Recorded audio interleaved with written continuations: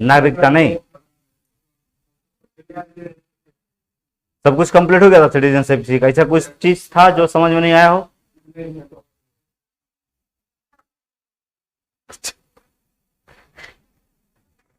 बोले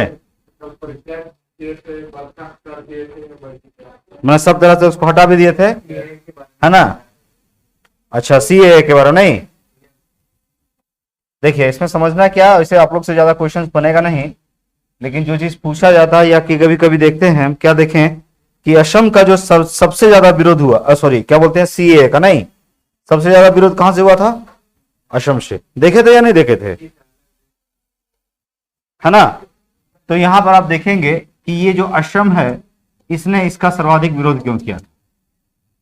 ठीक है, एक सीधी सी बात आप यहां पे देखिएगा, इसका रीजन क्या था कि असम के विरोध करने का कारण, है ना। और इसको हम जान रहे हैं, क्या जान रहे हैं, जैसे कि सीधी सी बात है कि ये जो मोदी सरकार है ना, हालांकि मोदी सरकार शब्द नहीं क्योंकि संसद ने इसको पास किया है ना, तो इसमें सारे लोग हो गए। इसमें क्या लिखा गया है कि 31 दिसंबर, ठीक है, 2014 से पहले, ठीक है, 31 दिसंबर 2014 से पहले जो भी हिंदू और कौन, सिख, ईसाई, बौद्ध, जैन, पारसी, यही ना, 5-6 ही है ना, ये जो अल्पसंख्यक है, अगर 31 दिसंबर 2014 से पहले आ गए हैं, ठीक है, तो उनको सीधा सीधा क्या कर दिया जाएगा, नागरिकता दे दी जाएगी। ये बात है, ठीक है, मतलब यही लोगों को, और दूसरा को नहीं, और लोगों को नहीं। और अगर मान लीजिए मुसलमान आया हुआ है तो उसको नहीं मिलेगा। अब एक सीधी सी बात हम ये जानते हैं, क्या जानते हैं कि यहां आप स्पष्ट देखेंगे, क्या देखेंगे हम, कि जैसे आप देखिएगा कि बांग्लादेश है ना, इस बांग्लादेश से बड़ी संख्या में लोग असम वगैरह में क्या है, बसे हुए हैं, ठीक है, असम में ही नहीं और जगह भी, त्रिपुरा वगैरह में भी है, ठीक है। तो यहां पर क्या लोग बसा हुआ बड़ी संख्या में। अब इसमें से जो लोग बसा, ठीक है, अगर ये है ना, तो नो डाउट है इस तारीख तक जो आया होगा उसको ऐसे ही नागरिकता क्या है, मिल जाएगा, ठीक है। लेकिन इसमें अगर कोई मुसलमान होगा तो उसको नागरिकता नहीं मिलेगा। ये क्लियर हो गया। अब इसके साथ साथ थोड़ा सा हमको क्या याद रखना है एक 1985 में, ठीक है ना, 1985 में यहां पे क्या हुआ था, राजीव गांधी पीएम थे हमारे, समझ गया ना। और वहां देखिएगा जो नो डाउट है असम की जो सरकार थी, है ना, इनके बीच एक समझौता हुआ था, बहुत ही इसका नाम सुने होंगे आप लोग, इसको असम एकॉर्ड कहा जाता था।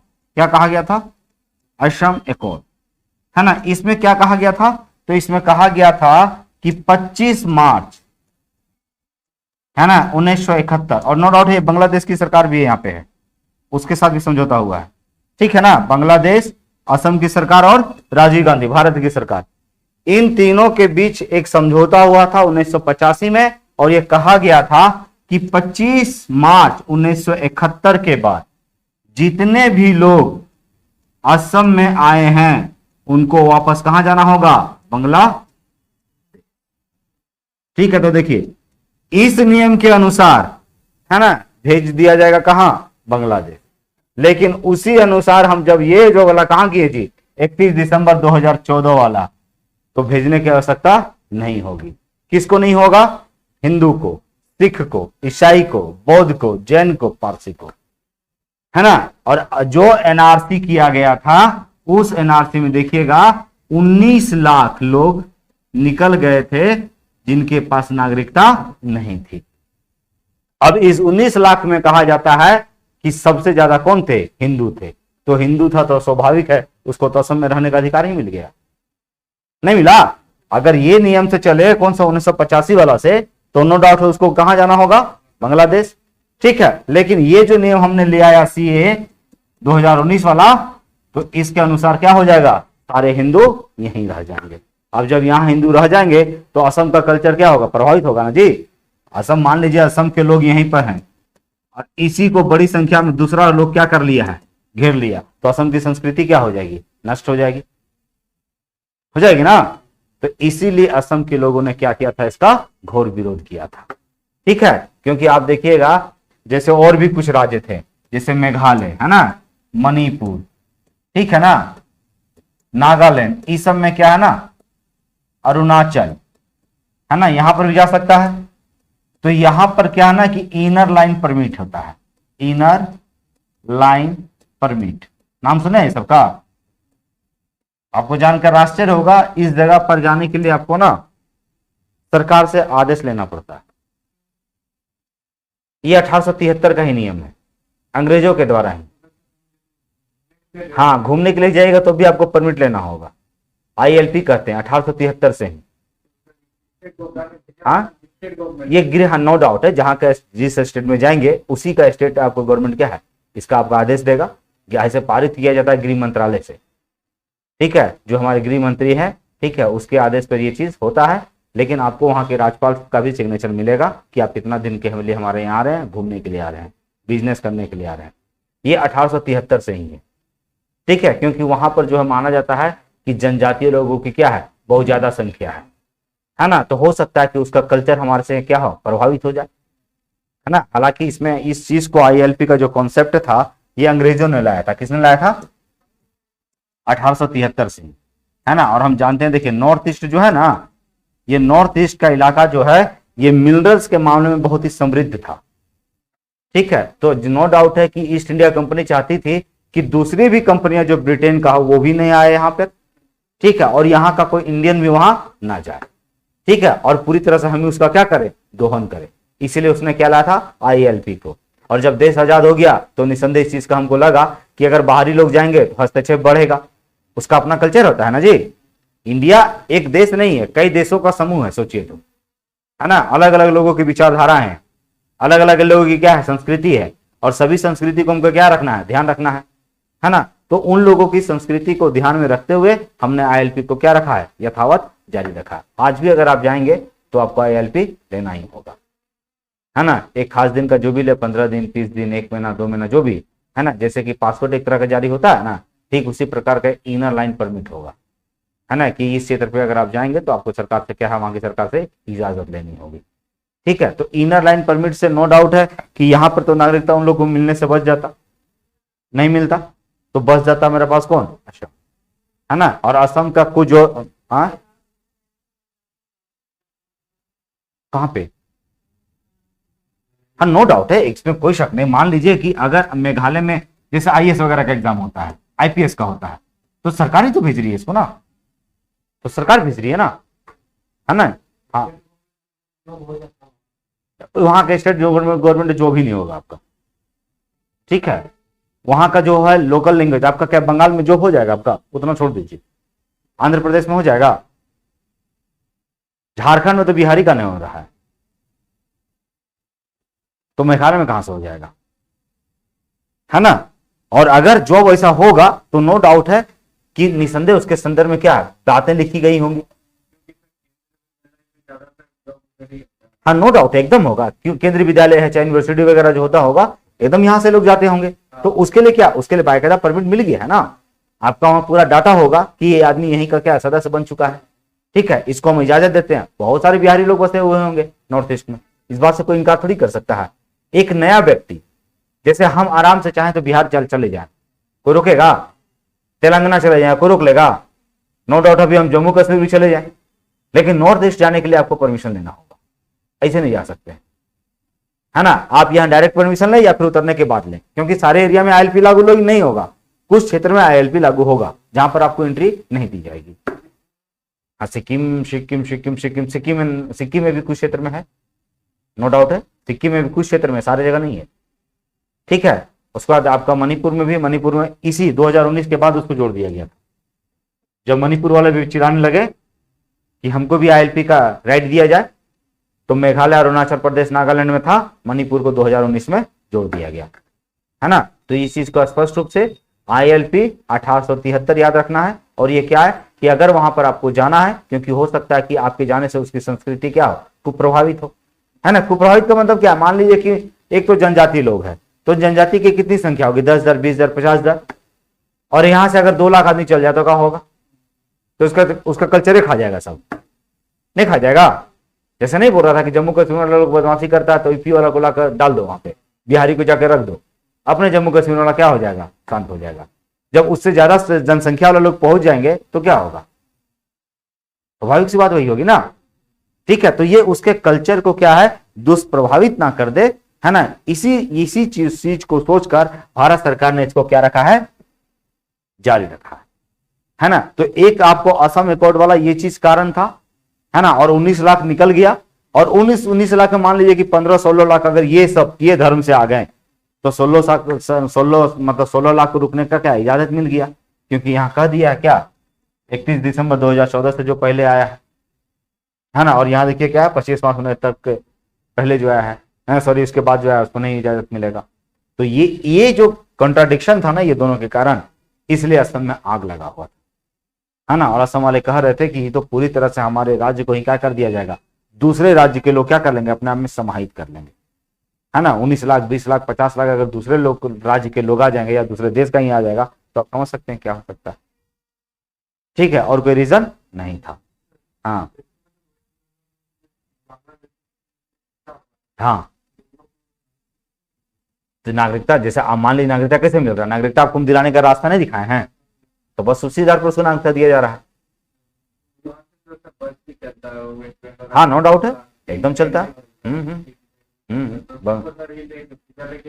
हाँ एकदम, कुछ ना कुछ तो पासपोर्ट तो बनता ही होगा कि हम बांग्लादेशी हैं, हम यहाँ जा रहे हैं। और जो लोग आते होंगे इलीगल रूप से, वो बिना चुप बताए आते होंगे। हाँ हाँ, ट्रेन चलती है, वो बस चलती है, हाँ ना। बांग्लादेश के बहुत सारे लोग बसे हुए हैं, अभी आप रांची में खोजिएगा तो को बांग्लादेशी मिल जाएगा, है ना। बांग्लादेश, है ना, ये कि बांग्लादेश के कितने लोग, है ना, रांची में बसे हुए हैं। अब लेकिन वहां के नहीं है, अब यहीं का हो गया। अब जो जहां बस गया वहीं का हो गया ना जी। अब मान लीजिए कहीं कितने इंडियन मूल के लोग होंगे जो मॉरिशस में बसा है ना। पूरा उत्तरी अमेरिका, दक्षिणी अमेरिका तो परेशान है, ऑस्ट्रेलिया में बस गया, न्यूजीलैंड बस गया है ना। आप समझ सकते हैं 2021 में कितना 1 लाख से ऊपर लोगों ने छोड़ दिया भारत के नागरिकता, वहां जाके बस गए। तो नो डाउट है, जब यहाँ के लोग कहीं जा रहे हैं अच्छा लग रहा है, तो ऐसा अपना भी तो देश है कि किसी और को हमारे यहाँ अच्छा लगता होगा।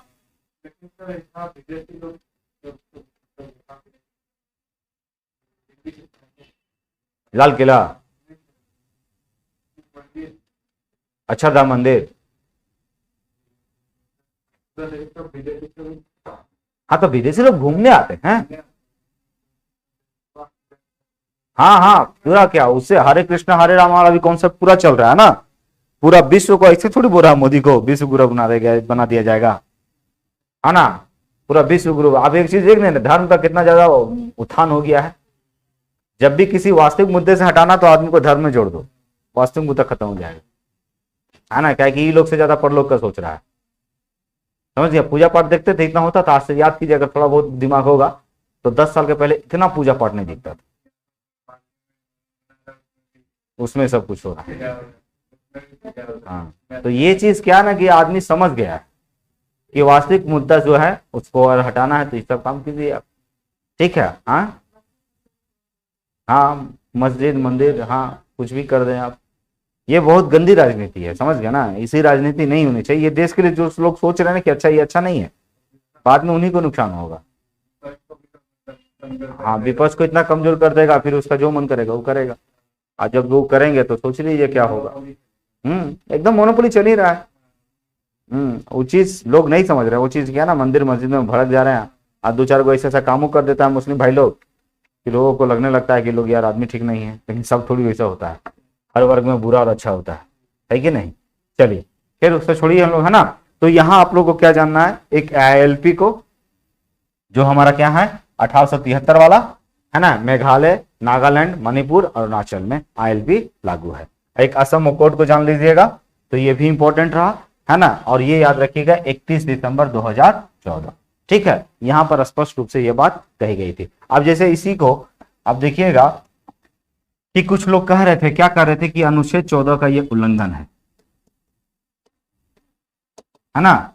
अनुच्छेद 14 का बहुत सारे लोग विपक्षियों ने कहा था ये जो संसद नियम लाई है ना, नागरिकता संशोधन बिल या फिर एक्ट आप कहें, क्योंकि एक्ट बन चुका है 2019, उसमें क्या किया गया, अनुच्छेद 14 का उल्लंघन किया गया। अनुच्छेद 14 क्या बता सकते हैं, शिक्षा से है। इसमें दो तरह के अधिकार की बात कर दिया है ना, विधि के समक्ष समता,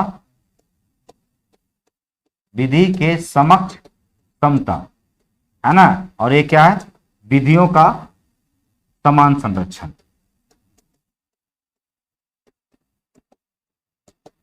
समझ गया ना, ये बात है। अब इसी के तहत नो डाउट है ये जो 14 आर्टिकल्स है ये बताएं विदेशियों को प्राप्त है या केवल भारतीयों को, या दोनों को प्राप्त है, बता सकते हैं। आर्टिकल 14 जो है क्या केवल इंडियन को प्राप्त है, मतलब भारतीय नागरिक को, या विदेशियों को भी प्राप्त है, दोनों को प्राप्त है ना, क्योंकि भारतीयों को कौन कौन अलग से प्राप्त है, 15 है, 16 है, 19 है, 29 है, 30 है, याद है ना जी कि खत्म। पहला दिन तो जिस दिन हम सिटीजनशिप पढ़ाए थे उस दिन तो बताए थे, प्रैक्टिस कीजिए, प्रैक्टिस, समझे ना, बिना प्रैक्टिस का नहीं होगा। मास्टर कितना बेहतर पढ़ा लेगा, जब तक आप प्रैक्टिस नहीं करेंगे, है ना, सफलता से नीचे रहेंगे, क्या कि आप ज्यादा नहीं है पॉलिटी क्लास, है ना। चलिए इसलिए प्रैक्टिस करें, और इतना अच्छा सा पढ़ लिया, वीडियो तो सबको दिखी मिल ही जाता होगा, है ना। जो चीज समझ में नहीं आएगा वीडियो देख लेना है, उसके बाद ही नहीं समझ आएगा, हम तो ये हैं। ठीक है, तो देखिए ये बोला गया था विपक्ष के द्वारा कि 14 का क्या किया गया है, उल्लंघन किया गया। क्यों, क्योंकि हमारा संविधान 14 क्या कहता है, विधि के समक्ष सभी समान है ना। तो यहां यही हमारे अमित शाह ने कहा कि आप केवल एक ही चीज कहे देख रहे हैं, विधि के समक्ष समता है, ये तो कह रहा है, दूसरा चीज नहीं देख रहे हैं, क्या कह रहा है, विधियों का समान संरक्षण। यहां पर क्या है कि सरकार या राज्य जो है एफर्मेटिव एक्शन ले सकता है, मतलब सकारात्मक भेदभाव कर सकती है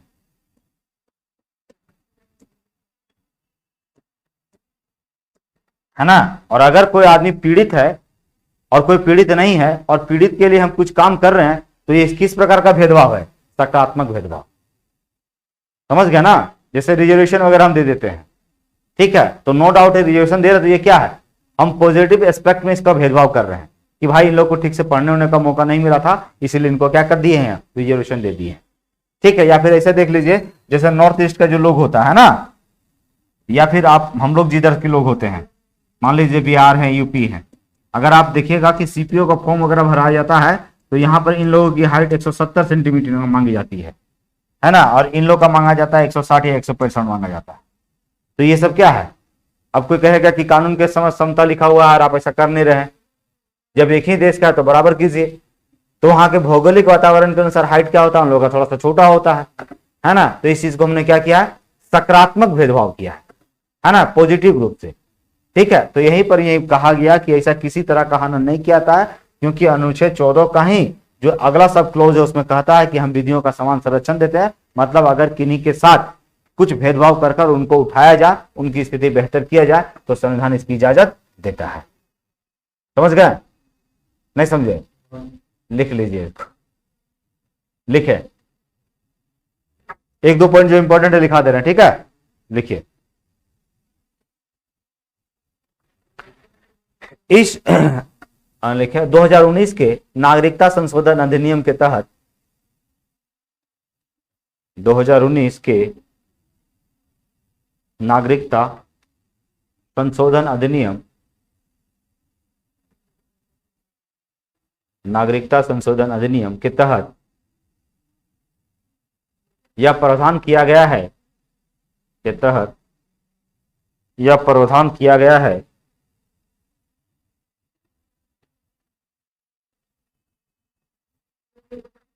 कि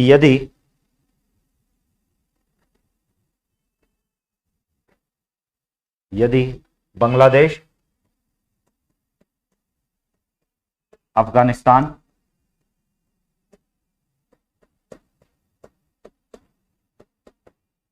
पाकिस्तान,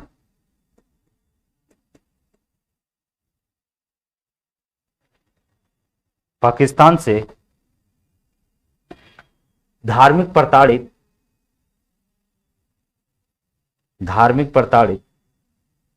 हिंदू हिंदू, बौद्ध, जैन, सिख, ईसाई,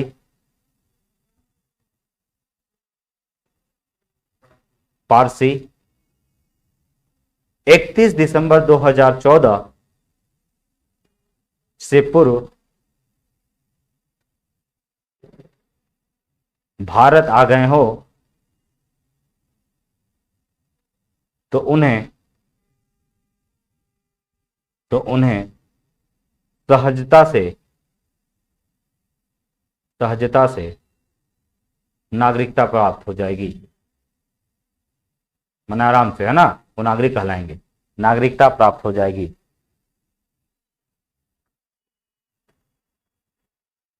साथ ही साथ इसके बाद आने वाले इन्हीं लोगों के लिए, साथ ही साथ इसके बाद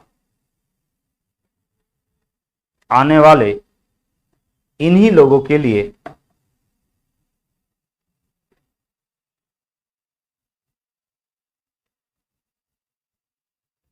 नागरिकता प्राप्त करने, साथ ही साथ इसके बाद आने वाले इन्हीं लोगों के लिए नागरिकता प्राप्ति हेतु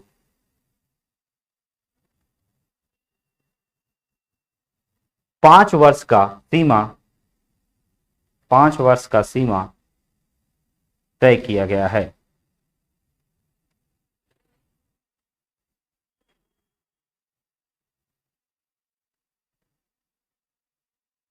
ठीक है, तो यहां पर नो डाउट है थोड़ा सा भेदभाव दिख जाता है मुसलमानों को। अगर मुसलमान भी इसके बाद आता है 2014 के बाद, तो नो डाउट है उसको कितना, वही 14 में से आपको 11 और प्लस 1 12 रहना होगा। और यही अगर लोग आते हैं तो उसको कितना 5 साल रहना होगा। तो ये थोड़ा सा क्या है, भेदभाव दिखा, है ना। तो नो डाउट है इस आधार पर किया गया। लेकिन नो, यहाँ पर सबसे बड़ी चीज ये सरकार का ये मानना है कि सरकार ने ये जो कहा है, ये कहा है कि वहां जो धार्मिक रूप से पीड़ित है ना, तो धार्मिक रूप से पीड़ित नो डाउट है मुसलमान पाकिस्तान में नहीं है ना। थोड़ा बहुत है तो अहमदिया है, इस बात से कोई इनकार नहीं कर सकता कि अहमदिया को लोग ना मुसलमान मानते ही नहीं है तो मुसलमान लोग, लेकिन उसको लोग मुसलमान मानते ही नहीं है। ठीक है, जिसकी वजह से नो डाउट है कि लोग कहें कि अगर ऐसा था तब अहमदिया को भी डाल देते तो बेहतर होता, है ना। म्यांमार में रोहिंग्या के साथ भी क्या अच्छा व्यवहार नहीं किया जा रहा है, उनको भी आप डाल देते। ठीक है, खैर ये चीज नो डाउट है। अब थोड़ी बहुत तो पॉलिटिक्स होती ही होती है, हर आदमी का, पार्टी का क्या होता है, अपना कुछ लक्ष्य होता है ना, अपना कुछ टारगेट होता है, अपना कुछ भी होता है। हालांकि ये भी बात सही है कि बीजेपी ने आने से पहले अपने जो मैनिफेस्टो बनाया था उसमें उसने कहा था कि हम ये काम करेंगे, सारा काम लगभग हो रहा है ना। राम मंदिर वाला बात हुई थी, वो भी हुआ। नागरिकता वाला बात उसने अपने मैनिफेस्टो में कह दिया था। अब बचा है केवल कॉमन सिविल कोड। ठीक है, कॉमन सिविल कोड का मतलब जैसे सीधी सी बात होती है ना कि हमारे देश में 2 तरह के कानून चलते हैं, है ना। एक होता है हमारा क्या, दीवानी सिविल, और एक हमारा क्या होता है, फौजदारी, है ना। दीवानी का मतलब क्या होता है, जैसे विवाह संबंधी कोई मसला हो, किसी को गोद लेना हो, है ना जी, उत्तराधिकारी का मसला हो, इस सब को मसले को क्या कहा जाता है, दीवानी, है ना। और जैसे मान लीजिए हत्या हो, ठीक है, मारपीट हो, ये सब कैसे मसले होते हैं, फौजदारी। तो फौजदारी में हमारे यहाँ क्या है कि फौजदारी में आप हिंदू हैं, मुसलमान हैं, सिख हैं, ईसाई हैं, पारसी हैं, वॉट एवर यू आर, जो कुछ भी हैं आप, आपको इसी कानून के तहत क्या है, सजा दिया जाएगा। ठीक है, आपने मर्डर किया है किसी का, आपने किसी के साथ मारपीट की है, तो ये नहीं देखा जाएगा कि आप मुसलमान हैं कि हिंदू हैं। लेकिन अगर विवाह के संबंध में कुछ आपने कह सकते हैं कि कुछ ऐसा काम किया है जो गैर कानूनी है, तो वह देखा जाएगा कि हम नो डाउट है कि भारत का संविधान क्या कहता है और साथ ही साथ आपका संविधान या कहते हैं कि आपका धर्म क्या कहता है। ठीक है, तो यहां पर अभी हम क्या है, भेदभाव है। भेदभाव क्या है, जैसे मुसलमानों को आज भी 4 निकाह करने की क्या है, इजाजत है ना। तो ये भेदभाव है, समझ गया ना। उत्तराधिकारी के संदर्भ में भी क्या है, बहुत सारा भेदभाव है। जैसे पारसियों के साथ भी भेदभाव है ना। पारसी की जो लड़कियां होती है, अगर किसी अन्य धर्म वाले से शादी कर लेंगी तो उनको पारसी का दर्जा हटा दिया जाता है। ठीक है, जबकि अगर कोई पारसी पुरुष किसी अन्य धर्म के लड़की से शादी करता है तो उसको फिर पारसी में शामिल कर लिया जाता है। तो वहां भी क्या है, भेदभाव है ना। तो स्वाभाविक सी बात है कि ये जो पूरा देश है उसमें ये जो कानून एक तरह है, तो ठीक उसी प्रकार का अगला उद्देश्य हमारा क्या है कि ये भी क्या हो जाए, एक हो जाए। यही है हमारा क्या, कॉमन सिविल कोड। माना धर्म विशेष के आधार पर आपको जो किसी तरह का छूट दिया जा रहा है वो नहीं दिया जाएगा, है ना। एक देश एक कानून, हालांकि ये इतना आसान नहीं है, ये कंफर्म है, ये बहुत टफ चीज है ना। क्या कि आप देखिएगा कि शादी विवाह जो मसला होता है लोग अपने अपने तरीके से करते हैं। जैसे हिंदुओं के संदर्भ में जाकर देख लीजिए जाएगा तो आप अगर दक्षिण भारत में चल जाएंगे तो लोग अपने ही कजन से लोग शादी करता है, हिंदू लोग। मुसलमान करता है ना इधर इस साइड में या पूरे देश में, है ना, सिर्फ अपनी बहन को छोड़कर बाकी मसेरे चचेरी वगैरह से क्या निकाह कर लेता है लोग। ये चीज हमारे हिंदुओं में भी है। कहाँ है, दक्षिण भारत में। ठीक है, ऐसे कुछ जनजातियां वगैरह जहां पर एक पत्नी होती है उसके कई पति होते हैं, तो इस समय क्या करना होगा, सुधार करना होगा, तब तो एक होगा, नहीं तो कैसे होगा। ठीक है, तो इतना आसान नहीं है जितना आसान, हाँ उसमें किया जा सकता है, कुछ कुछ सबको छूट देते रहिएगा, नहीं छूट देते रहिएगा तो दिक्कत हो जाएगा, है ना। तो जहां जरूरत है, जहां लग रहा है कि जरूरी है वहां करना चाहिए, बाकी जहां लगे, है ना। तो चलिए ये चीज हो गया, और लिखिए आगे, लिखा देते हैं एक तो हम तो लिख लिए हैं। अगला पॉइंट लिखेंगे 1985 पैराग्राफ चेंज कर दें, लिखें 1985 में भारत सरकार, बांग्लादेश की सरकार और असम सरकार के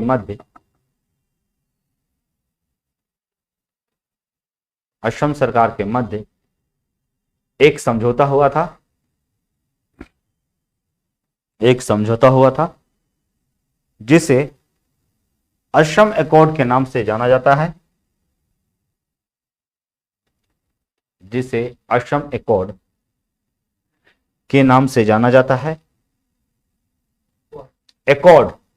एकॉर्डिंग,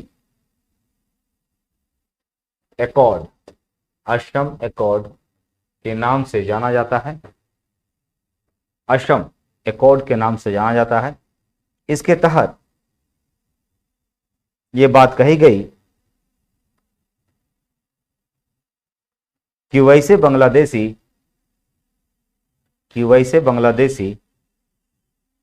जो 25 मार्च 1971 वैसे बांग्लादेशी जो 25 मार्च 1971 के बाद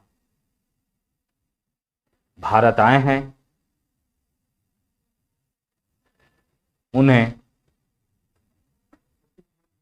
71 के बाद भारत आए हैं, उन्हें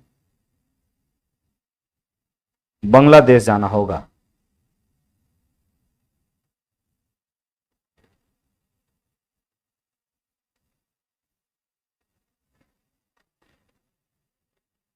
और यह एक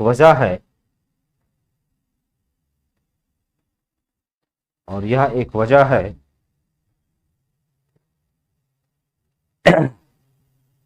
जिसके कारण असम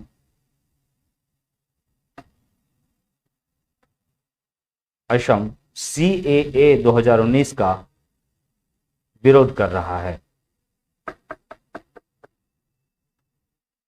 ठीक है, उस लाइन को मिला लीजिएगा ना, ताकि ये 2019 और वो 1985 वाला, वो बोल रहा है इसके बाद जो है चले जाओ, ये बोला कि इसके पहले जो है रुक जाओ। तो नो डाउट आप समझ सकते हैं, है ना, कि 50 साल में 19 लाख लोग आ गया है, तो वहां पर उसको क्या है, जनसंख्या उसका खराब कर देगा। इसमें ब्रैकेट पैराग्राफ चेंज करके एक पॉइंट और लिख लें, 1873 में अंग्रेजों के द्वारा ही इनर लाइन परमिट पूर्वोत्तर राज्यों के लिए लाया गया था, पूर्वोत्तर राज्यों के लिए लाया गया था।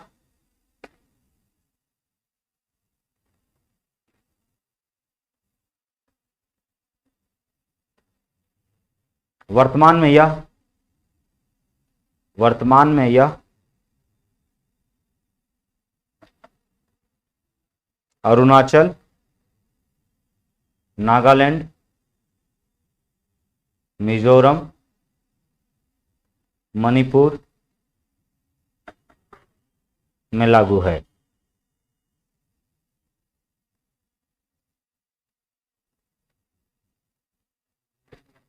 बस इतने ही।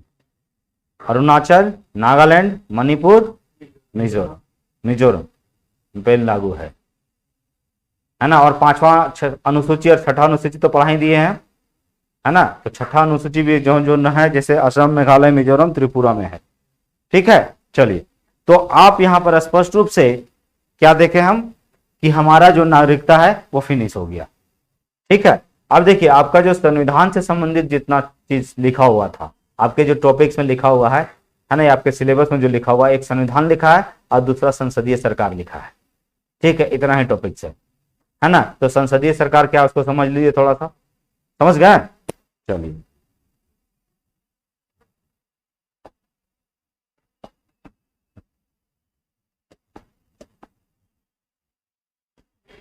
देखिए संसदीय सरकार,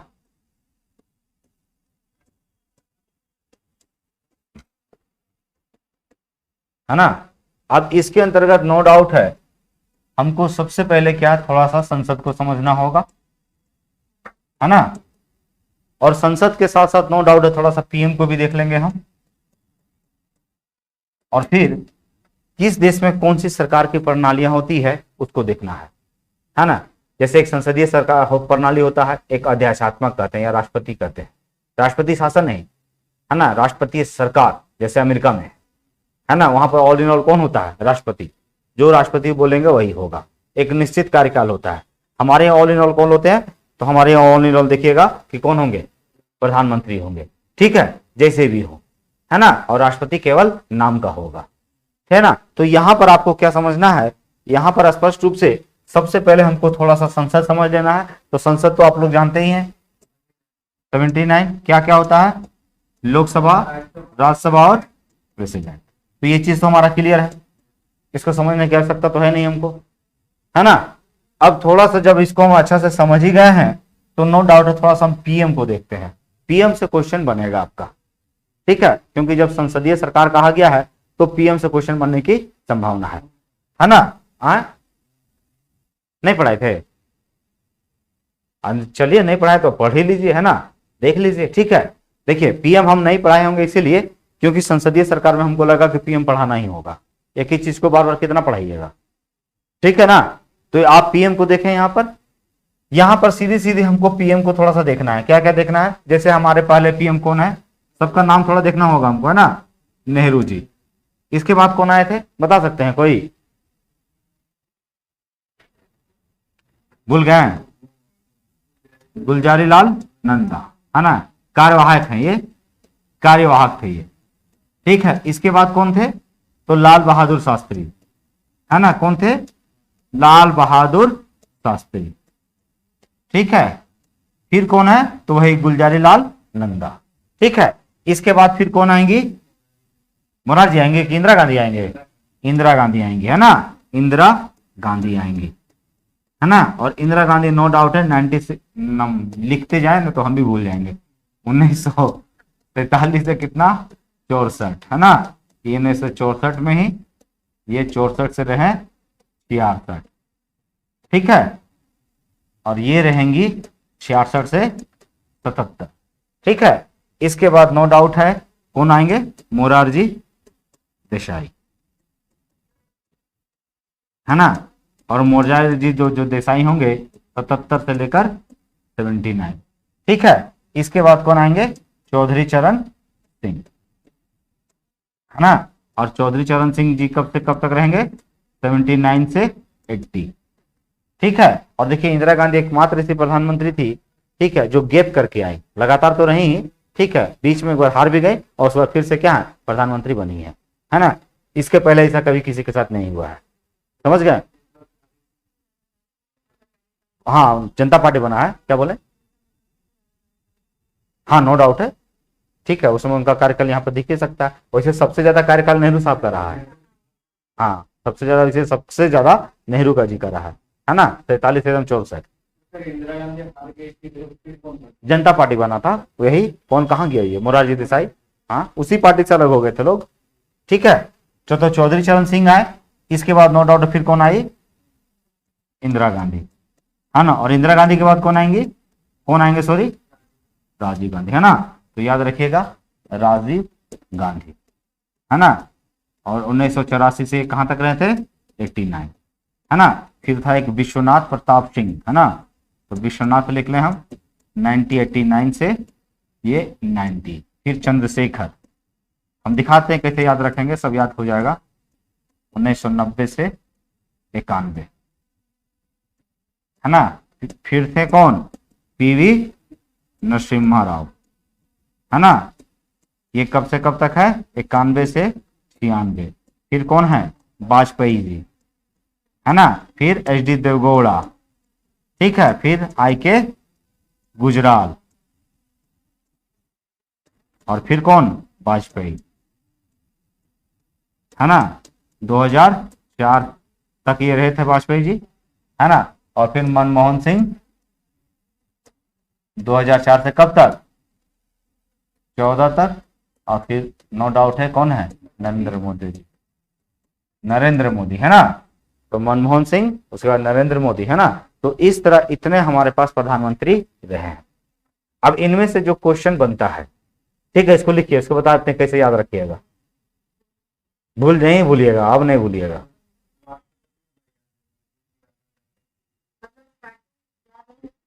हाँ,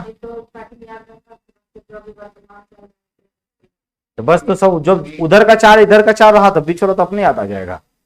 कुछ खास चीजें को याद रखिएगा ना, तरीका होता है पढ़ने का, है ना, तब याद हो जाएगा। लिखिए ना, बताते हैं कैसे याद रखिएगा।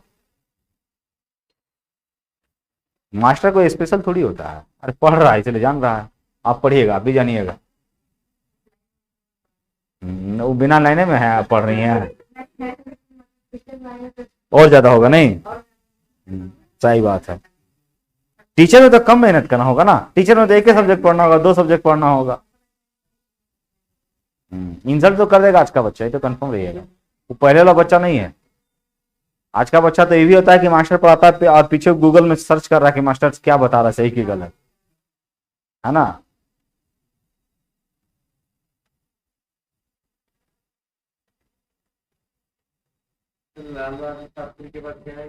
गुलजारी, ये है गुलजारी लाल नंदा, ये भी कार्यवाहक हैं, गुलजारी लाल नंदा। ज्ञानी जल सिंह को यहाँ नहीं भेजना, नहीं। हाँ, गुलजारी लाल दोनों बार कार्यवाहक रहे हैं। वाजपेयी के बाद एच डी देवगौड़ा, हदर अली डोडा गौड़ा देवगौड़ा नाम था उनका।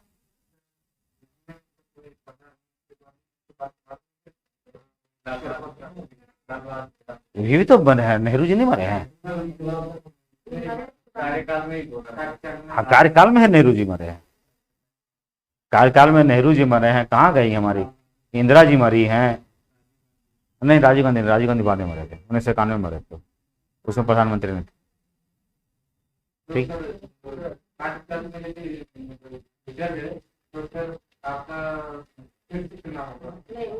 नहीं तो नो डाउट राष्ट्रपति शासन लगा जाए, चाहे उसका कोई कैंडिडेट है तो खड़ा कर दिया जाएगा। कुछ दिन के लिए क्या हमें आप कर सकते हैं, अगर कोई टाइम बचा हुआ है ना, जैसे मान लीजिए अभी ना करें, मोदी जी को कुछ हो जाए, है ना, तो मोदी जी अगर चले गए तो जिसको चाहेगा बीजेपी उसको पीएम बनाएगा, ठीक है, 72 लोगों को दिखाएगा। ये तो 5 साल के लिए वोटिंग हुआ है ना लोकसभा का, उसे जाएंगे नहीं वो।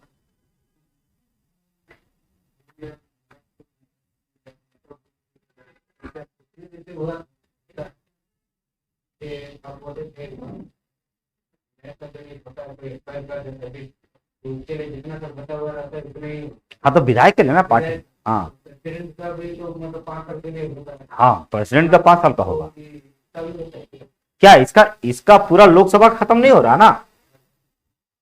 प्रधानमंत्री क्या होते हैं, प्रधानमंत्री लोकसभा में सबसे ज्यादा बहुमत है, तो प्रधानमंत्री के जाने से ये पूरा लोकसभा तो खत्म नहीं हुआ ना, ये लोकसभा तो बचा हुआ है ना। इसीलिए इनके जाने से ऐसा नहीं है कि ये लोकसभा खत्म हो जाएगा। अगर ये जहां पर कोई और व्यक्ति खड़ा होता है, अभी मान लीजिए उद्धव ठाकरे साहब मान लीजिए मर ही गए, तो दूसरा कोई बना कि नहीं बना सीएम, हटा के उनको बना ना जी, जो भी दिखाए कि मेरे पास इतना विधायक है दिखाएगा, है ना। तो ऐसा नहीं समझना है कि पीएम साहब अगर मान लीजिए एक्सपायर वगैरह कर जाते हैं तो उनका अगर, जैसे यही देखिए ना, उतना कहा जाइएगा, कहाँ गया इंदिरा गांधी, 1980 से 84, 85 तक होता, राजीव गांधी आया ना? हाँ हाँ, वो 1991 में लिट्टे वाला, अभी नहीं, उसमें पीएम नहीं थे, वो प्रचार करने गए थे वो।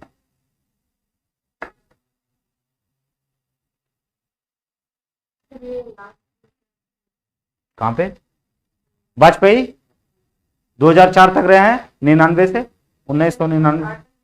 हाँ, अटल बिहारी वाजपेयी।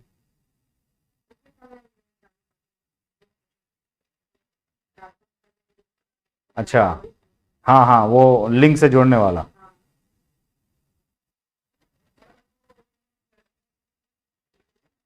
अब देखिए यहां से क्या क्या क्वेश्चन बनता है, ठीक है। तो सबसे पहले देखिए क्वेश्चंस क्या बनेगा, तो क्वेश्चंस यही बनता है कि सबसे लंबा प्रधानमंत्री कौन रहे हैं, तो नेहरू होंगे, ठीक है। क्या हुआ? मनमोहन सिंह 2004 से 14 और 2014 से नरेंद्र मोदी जी, ठीक है। अब यहां पे ये एक चीज हो गया। अब यहां पे देखिए यही क्वेश्चंस बनेगा ना कि सबसे लंबा प्रधानमंत्री कार्यकाल किनका रहा, तो निसंदेह कौन होंगे? नेहरू जी, ठीक है। इतना क्लियर हो गया। उसके बाद अगला कि कौन सा व्यक्ति जो है वो क्या बने थे? कार्यवाहक प्रधानमंत्री बने हैं, तो गुलजारी लाल नंदा, ठीक है। क्या बने हैं? कार्यवाहक, माने उनकी मृत्यु हो गई तो उनकी जगह पर किसी और को बना दिया गया है, ठीक है। तो ये चीज भी आप लोग क्या करेंगे? याद रखेंगे। उसके बाद अगला क्वेश्चन ये पूछा जाएगा कि कौन से ऐसे पीएम थे जिनकी मृत्यु विदेश में हुई थी, ठीक है। तो क्या कौन रहेंगे? लाल बहादुर शास्त्री, है ना। और कहां पर इनकी मृत्यु हुई थी? याद रखिएगा, ताशकंद में, उज्बेकिस्तान की राजधानी,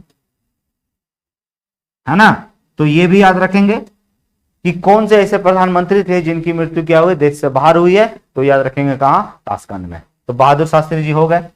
इंदिरा गांधी के बारे में नो डाउट है, पहली प्रधानमंत्री, महिला प्रधानमंत्री होंगी ये, इनके बारे में तो जानते ही हैं, ठीक है। उसके बाद अगला देखिए मोरारजी देसाई, है ना। ये तारीख याद रखिएगा, इसको लिख भी लेंगे। पहली बार, ठीक है, गैर कांग्रेसी सरकार बनी 1977 में, है ना। पहली बार गैर कांग्रेसी सरकार बनी 1977 में, और इस समय प्रधानमंत्री कौन बने? मोरारजी देसाई, है ना। तो इसको भी लिख लें कि इस समय जो प्रधानमंत्री बने थे वो कौन बने थे? मोरारजी देसाई, ठीक है। और मोरारजी देसाई के संदर्भ में आपको यह भी याद रखना है कि इस व्यक्ति को भारत रत्न तो मिला ही है, निशाने पाकिस्तान भी मिला है ना। मतलब पाकिस्तान का जो सर्वोच्च पद होता है ना, या पद नहीं कहे उसको, क्या करें? उपाधि कहें, सम्मान कहें, है ना। तो जो पाकिस्तान का सर्वोच्च सम्मान है जिसको क्या कहते हैं? निशाने पाकिस्तान, वो किसको मिला है? हमारा मोरारजी देसाई को। ये याद रखिएगा। जैसे हम लोग अब्दुल गफार खान को काहे दिए? वो भी तो पाकिस्तानी था, लेकिन हमने दिया ना उनको, ठीक है, तो इसीलिए दिया उनको, है ना। ऐसा नहीं समझना कि सारा पाकिस्तानी बुरा ही होता है या सारी सरकार जो बुरा ही होती है। सारी अच्छाई और सारी बुराई क्या है? सब में मिला हुआ आता है ना। सबसे पहले कोई भी अपना हित देखता है। अभी इमरान खान नहीं देखते हैं कितना गुण गाता है? किसका? भारत का, भारत के सरकार का। जब सरकार में था तो नहीं गाता था, अभी देखिए कितना गा रहा, ठीक है। तो यहां पर ये चीज आपको याद रखेंगे, किनके बारे में? मोरारजी देसाई के बारे में, है ना। ये क्वेश्चंस बहुत बार पूछा गया है, ठीक है। उसके बाद नो डाउट है चौधरी चरण सिंह को विशेष रूप से याद रखने की आवश्यकता नहीं है। हाँ, रखना है तो याद रख ले। हम लोग जो मनाते हैं किसान दिवस इन्हीं के नाम पर मनाते हैं, है ना, 23 दिसंबर को। हाँ हाँ, तो यहाँ पर नो डाउट है चौधरी चरण सिंह को भी याद रख सकते हैं। इंदिरा गांधी जी को तो नो डाउट है, आप लोग स्पष्ट रूप से जानते हैं, इन्हीं के अंगरक्षक ने इनको क्या कर दिया था? मार दिया था, है ना। और जो ऑपरेशन ब्लू स्टार इन्होंने चलाया था, है ना। और नो डाउट है इसके पहले ये जो इसी समय, है ना, जो इमरजेंसी लगा था, है ना, जिसके कारण आज भी कांग्रेस का लोग क्या करता है? आलोचना करता है ना। तो ये भी पूछा जा सकता है कि इमरजेंसी किसने लाया था? तो इंदिरा गांधी ने, ठीक है, 1975 वाला, अभी वाला नहीं, ठीक। हाँ, मोदी जी को कुछ नहीं मिलता है तो सब कंफर्म उठा देंगे, है ना। खैर उठाना भी चाहिए अपने अपने। देखिए दुश्मन को, देखिए मोदी कुछ भी एक चीज मान लीजिए, जबरदस्त रूलर है, ठीक है। जिस तरह का रूलर होना चाहिए ना उसी तरह का है। और सबसे घटिया रूलर अगर कोई बनेगा तो पीएम बनेंगे, अगर राहुल गांधी को मौका मिला तो, है ना। और ये देश के लिए विडंबना है, उनको तेज तरार होना चाहिए, लेकिन बेवकूफ की तरह करते हैं वो। हारते हैं तो यार अब क्यों सब पार्टी नहीं देख रहा है, छोड़ छोड़ के लोग उसको छोड़ के सब बीजेपी में काहे जा रहा है भैया, काहे जा रहा है? इसका मतलब आपके पास वो लीडरशिप नहीं है ना। आप सुन रहे हैं कि झारखंडों में कुछ तोड़फोड़ हो रहा है, कहीं तोड़फोड़ हुआ तो खत्म। और ये अच्छा चीज नहीं है देश के लिए, है ना। राहुल गांधी को मजबूत बनाना होगा, तभी देश आगे बढ़ेगा। क्योंकि दूसरा कोई पार्टी जो है विपक्ष बढ़िया नहीं बन सकता, लेकिन वो ऐसा काम करते हैं, हारते हैं, भाग जाते हैं इटली, बीजेपी। तो ऐसी स्थिति में नो डाउट है थोड़ा सा संभलने की आवश्यकता है उनको, लेकिन नहीं संभलेंगे तो वो नहीं संभलेंगे, भुगतना हम लोग को होगा, है ना। ये समस्या तो है, इस चीज को मान के चलें। क्योंकि विपक्ष जब तक मजबूत नहीं रहेगा तब तक देश कभी भी तरक्की नहीं कर सकता है ना। विपक्ष का मजबूत होना, हाँ बीजेपी के पास अभी बहुत ज्यादा बहुमत है। अरे बहुत ज्यादा बहुमत है, लेकिन इसके पास आधार है, लेकिन धीरे धीरे कांग्रेस अपना आधार भी खो रही है ना। कोई बेवकूफाना जिसमें हरकत भी कभी कभी कर देती है, जहां सपोर्ट करना चाहिए वहां करती नहीं है, जहां नहीं करना चाहिए वहां पर टांग अड़ा देता है। तो लोग उससे क्या है, दूरी बना लेता है, और दूरी बना लिया तो देश के लिए अच्छा नहीं है ना। उनको किसी भी तरह से नहीं संभालता तो दे दे प्रियंका को, बहन को, है ना, वो उसे बेहतर काम करेंगे, समझ गया ना। या फिर सचिन पायलट लोग जैसे लोग हैं, लेकिन ये अपना पार्टी को छोड़ना ही नहीं चाहता। हाँ शशि थरूर वगैरह है ना, लेकिन सचिन पायलट जबरदस्त नेता है, इसमें कोई शक नहीं है। जैसे सिंधिया ने छोड़ दिया ना जी, सिंधिया इतना दिन से इसी के साथ था, लेकिन लास्ट में कहाँ चला गया, बीजेपी में चला गया। तो ऐसे नेता अगर छोड़ेंगे ना, क्या जी, मनमोहन सिंह कांग्रेस से, हाँ कांग्रेस से, ओ मनमोहन उसी पार्टी से संबंधित है, लेकिन अध्यक्ष नहीं बनने देता, मेन आदमी नहीं बनने देता, समस्या ये है। ठीक है, चलिए तो ये इतना हमारा हो गया। उसके बाद हमारा राजीव गांधी को याद रखिएगा, नो डाउट है सबसे युवा प्रधानमंत्री भी इनको कहा जाता है ना। और ये जो आप जो 61वां संशोधन जो किया था हम लोगों ने, है ना, इनके लिए इनको बहुत याद किया जाता है।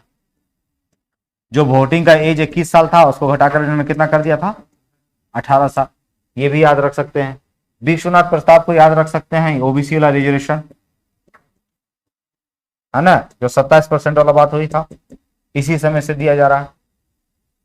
ठीक है, चंद्रशेखर को छोड़िए, पीवी नरसिम्हा राव को याद रखिए, इसी में हम लोग एलपीजी लाए थे। क्या लाए थे, एलपीजी नाम सुने हैं, लिबरलाइजेशन, प्राइवेटाइजेशन, ग्लोबलाइजेशन। ये जो कॉन्सेप्ट था ये इसी समय आया था। ठीक है, वाजपेयी जी को क्या करना, बहुत कुछ काम किए इस बात से, इसमें तो कुछ नहीं किए, यहां पर किए थे, है ना। अब इसमें से एक दो क्वेश्चन और पूछता है, क्या पूछता है कि कौन सा ऐसा प्रधानमंत्री था जो कभी लोकसभा ही नहीं गया था, है ना, कभी लोकसभा ही नहीं गया, तो याद रखिएगा चौधरी चरण सिंह। ठीक है, चौधरी चरण सिंह, माना चौधरी चरण सिंह ऐसे थे जिनका चरण कभी भी लोकसभा में पढ़ा ही नहीं। तो जिसका चरण ने कभी लोकसभा नहीं पढ़ा वो कौन था, चौधरी चरण सिंह। ठीक है, और एक पूछा जाता है कि कौन सा ऐसा पहला प्रधानमंत्री था जिन्होंने विश्वास मत खो दिया था, मतलब कि उनको कह दिया गया कि आप दिखाएं कि आपके पास बहुमत है ना। तो याद रखिएगा, नो डाउट वाजपेयी जी को भी, वाजपेयी जी भी हार गए थे, मतलब नो डाउट विश्वास मत हासिल नहीं कर पाए थे। हाँ इस समय, हाँ वाजपेयी जब 13 दिन के लिए बने थे तो बहुमत अपना नहीं सिद्ध कर पाए थे। लेकिन अगर ये पूछा जाए कि पहला व्यक्ति जिसको अविश्वास प्रस्ताव के द्वारा हटाया गया या अपना विश्वास मत हासिल नहीं कर पाया था, तो बा से विश्वास और बा से विश्वास नाथ।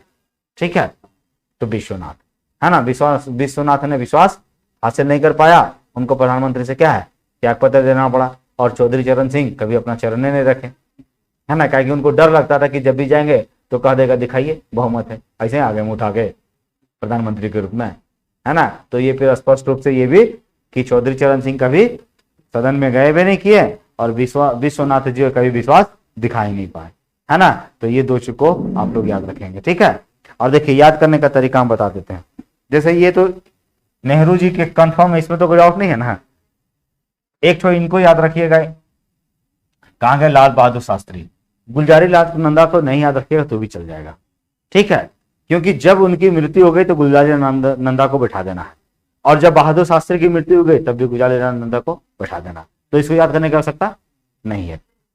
फिर इंदिरा गांधी नो डाउट है, उन्हीं का बेटी आ गई, है ना, और जब बेटी आ गई तो 1966 से कितना सर आ गई है, 77, और 77 भूलने वाला चीज ये नहीं है। क्यों, क्योंकि पहली बार गैर कांग्रेसी सरकार बना है। ठीक है, और जब पहली बार गैर कांग्रेसी सरकार बना है, और कब बना है, 77 में बना है, और इससे पहले कौन रही है, तो इंदिरा रही है है ना। और नो डाउट है किसके बदले बैठी है, तो वहां थे बहादुर शास्त्री, उनकी मृत्यु कब हुई है, 66 में। तो दिमाग में हो गया, भूलिएगा नहीं भूलेंगे। अब मोरारजी साहब को 2 साल बैठाना है और दोनों अपने में झगड़ा कर लिया। कौन कौन, मोरारजी और चरण चौधरी चरण सिंह, हमको भी बनना, तो इसी का आदमी था वो, है ना। तो वो अपना हट गया तो बन गया कौन, चौधरी चरण सिंह। और झगड़ा कितना दिन तक चलेगा, फिर मोरारजी सिंह बोले होंगे कि हमको फिर बनने दो। और जब इस बार ऐसा फाड़ हुआ कि इस पार्टी का ही सत्यानाश हो गया और फाइनली कौन आ गई, इंदिरा गांधी। तो यहाँ 80 से 84, और जब ये 80 से 84 है तो 84 में तो बेचारी मर ही गई थी वो, आप जानते ही हैं। अब जब मरी तो उनका बेटा बना, ये तो फिक्स है, राजीव गांधी, है ना। और फिर यहां याद रखिए राजीव गांधी के बाद बी और सी याद रख लीजिएगा, है ना। क्या याद रखेंगे, बी और सी, बी से विश्वनाथ और सी से चंद्रशेखर, ठीक है। और चंद्रशेखर जी नो डाउट हम लोग जान रहे हैं एलपीजी कब आया, कब आया, पूरा दुनिया जानता है कब आया, 1990 में आया, 91 में आया। और इस समय प्रधानमंत्री कौन है, पीवी नरसिंह राव। 91 से 96 हो गए, ठीक है। 13 दिन के लिए हमारे वाजपेयी साहब भी आ गए, है ना। फिर याद रखिएगा HD देवगौड़ा और IK गुजराल, है ना। और उसको भी BC याद रखे ना, तो HII रख लीजिएगा अल्फाबेट में, है ना। और जब अल्फाबेट में वो हो गया तो फिर वाजपेयी साहब हो गए। और जब वाजपेयी साहब हो गए तो वो सब 2-3 को तो यादें होगा। नरेंद्र मोदी के पहले कौन, मनमोहन सिंह, मनमोहन सिंह के पहले कौन, वाजपेयी, इतना तो याद है, बस यही काफी है ना। और वो चरण सिंह वाला भी लिख लें, हाँ, चरण कभी उनका पड़ा ही नहीं, है ना। अब विश्वास भाई विश्वास दिला ही नहीं पाए कि हमारे पास बहुमत है ना। तो इस तरह क्या है कि आपके सारे के सारे जो PM साहब हैं वो कंप्लीट हो गए, ठीक है। क्या, हाँ नो डाउट एकदम बनेगा क्वेश्चन, इससे क्वेश्चन बनेगा, है ना। किस जनजाति से कहाँ घर है, बन सकता है, तो बड़ी चीज नहीं है। झारखंड के एग्जाम में, उड़ीसा के एग्जाम में एकदम कंफर्म बनेगा। हाँ नो डाउट है, कहाँ के इससे पहले गवर्नर रह चुकी हैं, कहाँ से विधायक भी रही हैं, ये भी पूछा जा सकता है ना। और खासकर उड़ीसा और झारखंड के एग्जाम में पूछने की संभावना ज्यादा है ना, क्योंकि उड़ीसा से संबंधित है वो, है ना। और यहाँ पर नो डाउट है कि गवर्नर के रूप में अपनी सेवा दी है, तो स्वाभाविक सी बात है, ठीक है। चलिए, तो ये चीज हमारा हो गया, है ना। तो जितना PM थे हमारे PM का कॉन्सेप्ट क्लियर। अब यहां पर है संसदीय शासन प्रणाली, समझ गया ना, संसदीय शासन प्रणाली, है ना। इसको वेस्टमिनिस्टर प्रणाली भी कहा जाता है, ठीक है। तो ये भी याद रखिएगा, क्या याद रखेंगे कि अगर पूछा जाएगा कि भारत में कौन सी प्रणाली है, तो संसदीय क्या है, संसदीय शासन प्रणाली। और संसदीय शासन प्रणाली का मतलब क्या होता है कि यहाँ संसद ही सब कुछ करेगा, है ना। इसी संसद का छोटा सा भाग कौन होता है, कार्यपालिका, है ना। संसद को हम क्या कहते हैं, विधायिका कहते हैं, क्या कहते हैं, है ना। क्या है ये, विधायिका, विधायिका समझते हैं ना, जो कानून बनाती है, ठीक है। और इसी का छोटा भाग क्या है, कार्यपालिका। मतलब समझ रहे हैं, मतलब ये हुआ कि ये हमारा लोकसभा है और ये हमारा क्या है, राज्यसभा, है ना। ये दोनों को मिलाकर हम क्या कहते हैं, विधायिका, है ना। और यहां से कुछ लोग जाते हैं, ठीक है, क्या बनते हैं, PM बनते हैं, और क्या बनते हैं, मिनिस्टर बनते हैं, है ना। और यही क्या कहलाते हैं, यही कहलाते हैं कार्यपालिका,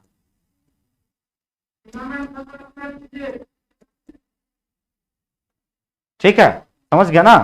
तो विधायिका जो कानून बनाती है, कार्यपालिका जो उसको लागू करती है ना, और न्यायपालिका जो कानून का उल्लंघन करती है उसको सजा देती है, ठीक है। तो यहां पर क्या है कि ये जो संसदीय शासन प्रणाली है, इस संसदीय प्रणाली में जो प्रमुख होते हैं वो कौन होते हैं, PM, ठीक है। इतना तो क्लियर हो गया।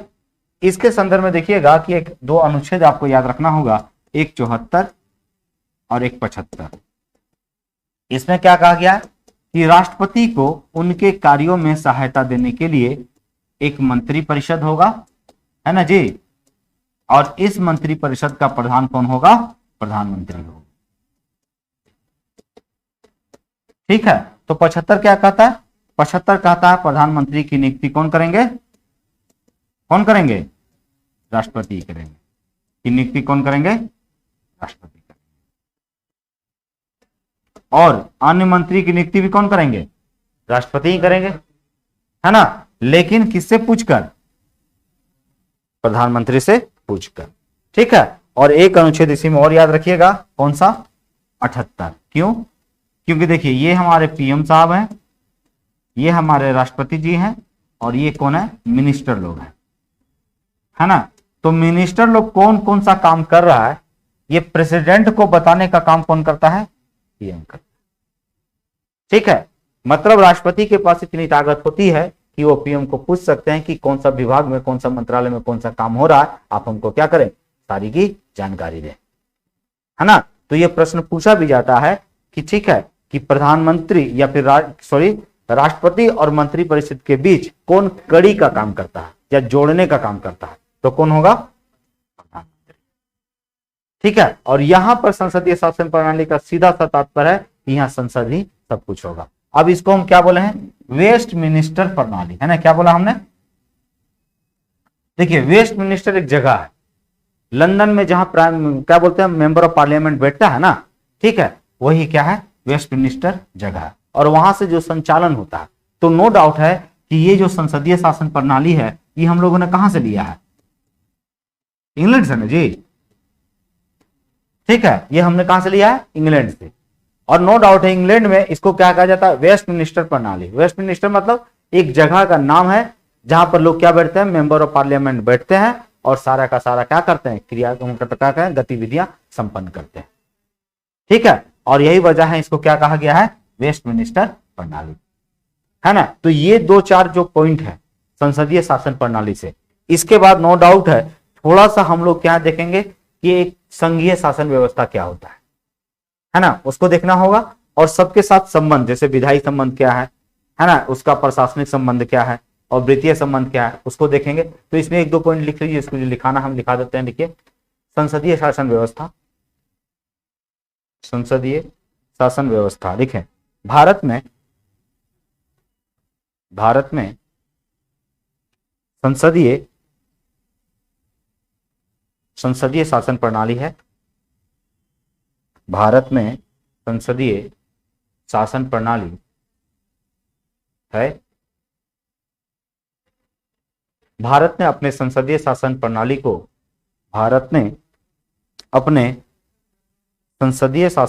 को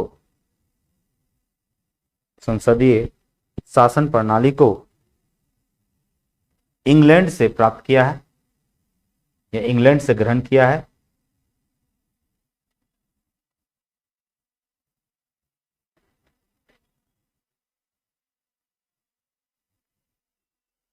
इस प्रणाली को वेस्ट मिनिस्टर प्रणाली के नाम से भी जाना जाता है। इस प्रणाली को वेस्ट मिनिस्टर प्रणाली के नाम से भी जाना जाता है।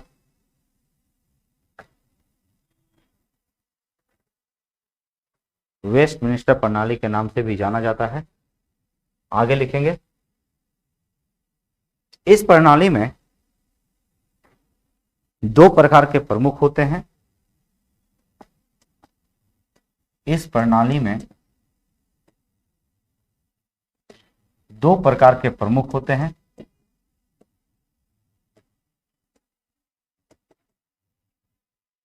एक नामित प्रमुख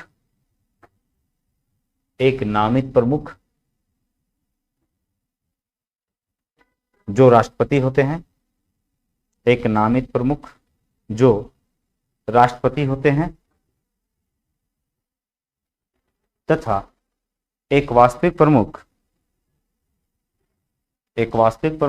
जो प्रधानमंत्री होते हैं।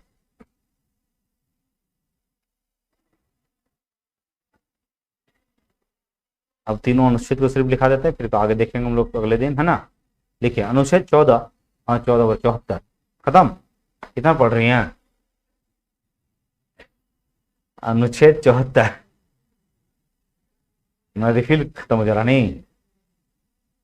चलिए, देखिए अनुच्छेद 74 यह कहता है कि राष्ट्रपति को उनके कार्यों में सलाह देने के लिए एक मंत्रिपरिषद होती है।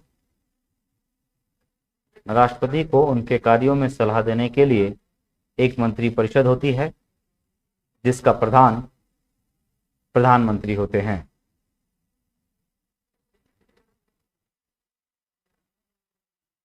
पचहत्तर लिखें, जिसका प्रधान प्रधानमंत्री होते हैं। अगला लिखें अनुच्छेद 75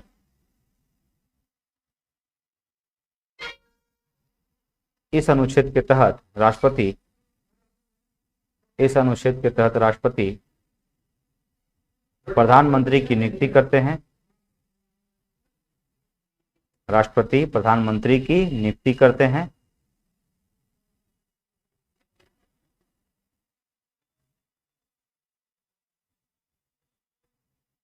तथा प्रधानमंत्री की सलाह से अन्य मंत्रियों की नियुक्ति करते हैं।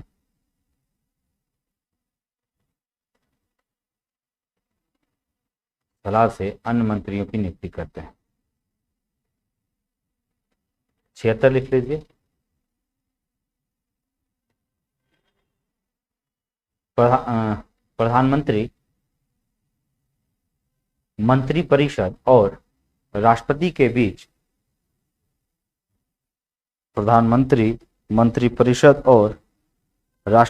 बीच कड़ी का काम करते हैं।